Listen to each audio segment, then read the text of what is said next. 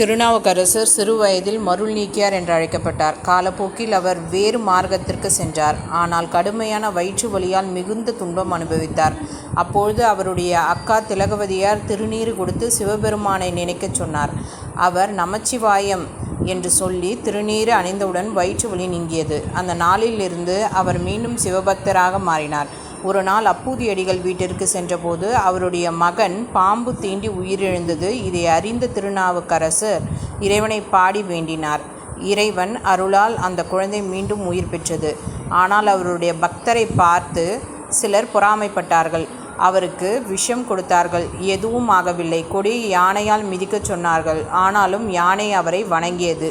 பெரிய கல்லை கட்டி கடலில் வீசினார்கள். ஆனால் அவர் நற்றுணையாவது நமச்சிவாயமே என்று இறைவனை நினைத்த கல் படகு போல மிதந்து அவரை கரை சேர்த்தது. வாழ்நாள் முழுவதும் அவர் சிவனுடைய அடியார்களுக்கு சேவை செய்தார். கோயில்களை சுத்தம் செய்து மார்க்கத்தின் மூலம் இறைவனை அடைந்தார். வீடியோ உங்களுக்கு பிடிச்சிருந்தால் லைக் பண்ணுங்கள், ஷேர் பண்ணுங்கள், சப்ஸ்கிரைப் பண்ணுங்கள். இன்னர் லைட் வியூஸ் சேனலுக்கு சப்போர்ட் பண்ணுங்கள்.